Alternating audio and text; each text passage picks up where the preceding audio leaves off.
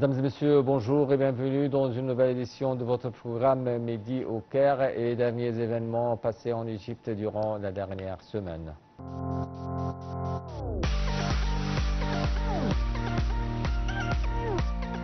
L'Égypte et le Mexique célèbrent le 67e anniversaire de l'établissement de leurs relations diplomatiques entre les deux nations amies. À cette occasion, le porte-parole officiel du ministère des Affaires étrangères et de l'immigration, l'ambassadeur Tamim Khalaf, a déclaré dans une publication sur son compte officiel sur la plateforme X aujourd'hui que des relations historiques fondées sur une coopération mutuelle avec des perspectives d'avenir prometteuses qui continuent de faire progresser les liens bilatéraux vers davantage de développement et de prospérité.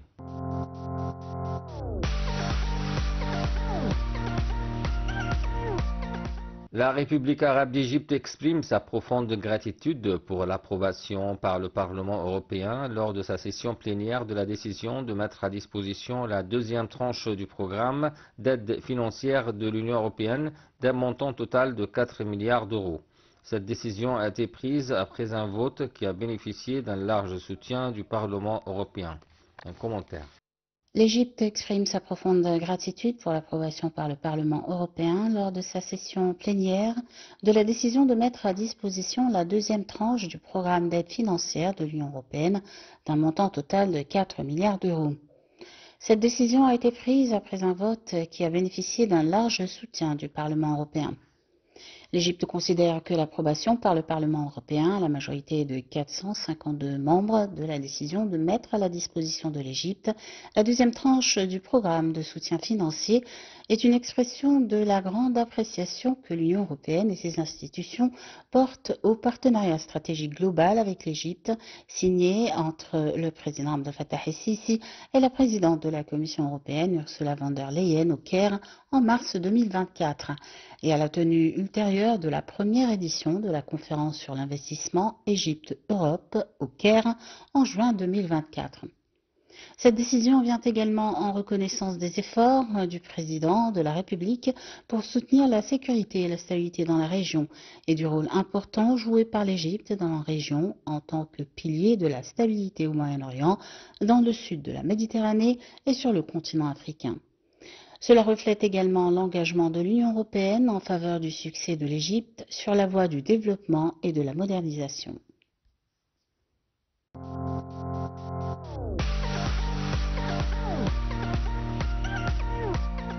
La mise en œuvre des axes de développement sur le Nil fait partie des directives du président Abdel Fattah el-Sisi de juin 2014. Ce projet vise à réduire les distances intermédiaires entre les axes du Nil à 25 km afin de desservir les projets de développement et les nouvelles communautés urbaines. Plus de détails dans ce commentaire. La mise en œuvre des axes de développement sur le Nil fait partie des directives du président Abdel Fattah el-Sisi de juin 2014.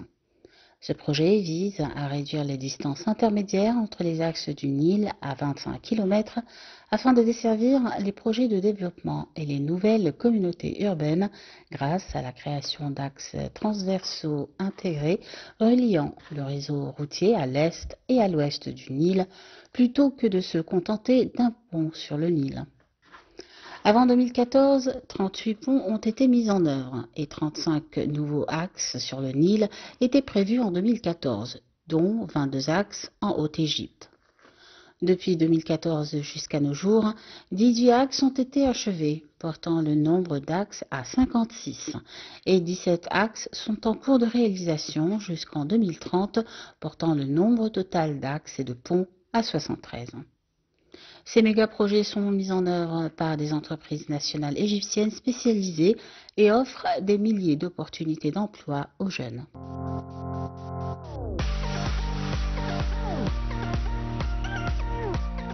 Le projet du budget de l'État pour l'exercice fiscal 2025-2026 atteint 679 milliards 100 millions de livres égyptiennes et tient compte de cette nouvelle augmentation de 18,1% selon le ministre des Finances. Les salaires des fonctionnaires égyptiens augmenteront à partir du 1er juillet et le minimum sera porté à 7 000 livres mensuels avec l'entrée en vigueur du nouveau budget de l'exercice fiscal 2025-2026, a affirmé lundi le ministre égyptien des Finances Ahmed Kouchouk dans un communiqué. La prime périodique de juillet augmentera également de 10% pour ceux couverts par la loi sur la fonction publique et de 15% pour ceux qui ne sont pas couverts par celle-ci, avec un minimum de 150 livres égyptiennes par mois. D'après Kojok, une hausse de l'allocation coût de la vie sera de 600 à 1000 livres égyptiennes. D'autre part, une autre prime supplémentaire de 300 livres égyptiennes a été augmentée pour tous les fonctionnaires de l'État égyptien.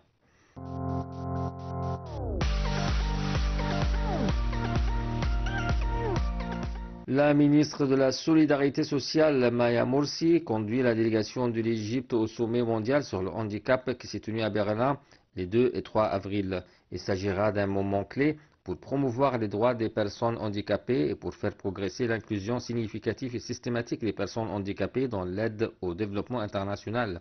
L'engagement par des mesures concrètes en faveur de la réalisation des droits des personnes handicapées des dirigeants mondiaux lors du sommet mondial sur le handicap contribuera à l'atteinte des objectifs de développement durable.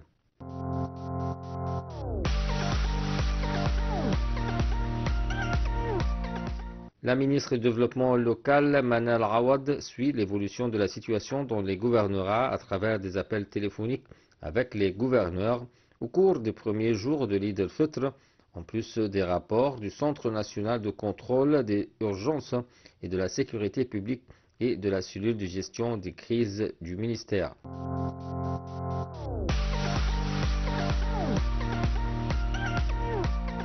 Le ministre des Affaires étrangères, Badr Abdelghati, a affirmé le soutien de l'Égypte aux institutions nationales soudanaises et ses efforts pour rétablir la stabilité et la paix dans le pays. L'Égypte a appelé à respecter la souveraineté, l'unité et l'intégrité territoriale du Soudan, a dit le chef de la diplomatie égyptienne, au cours d'un entretien avec le ministre soudanais des Affaires étrangères, Ali Youssef el-Chérif. Les relations des deux pays et les derniers développements au Soudan ont fait l'objet des discussions durant cette rencontre. Le porte-parole du ministère, Tamim Khalaf, a dit que le ministre a affiché la pleine solidarité de l'Égypte avec le Soudan frère, partant de la particularité des relations historiques et des liens de fraternité entre les deux pays et les deux peuples frères.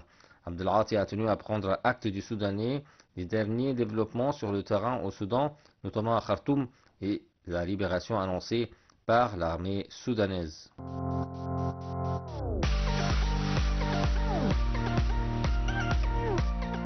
Le président Abdel Fattah el-Sisi a adressé ses sincères félicitations à l'équipe nationale masculine de sabre pour son exploit historique après avoir remporté la médaille d'or dans la compétition pour équipe à la Coupe du monde masculine organisée en Hongrie. Le président el-Sisi a affirmé que cette victoire n'est pas seulement une source de fierté pour nous tous, mais aussi un témoignage de la compétence et de la détermination de la jeunesse égyptienne.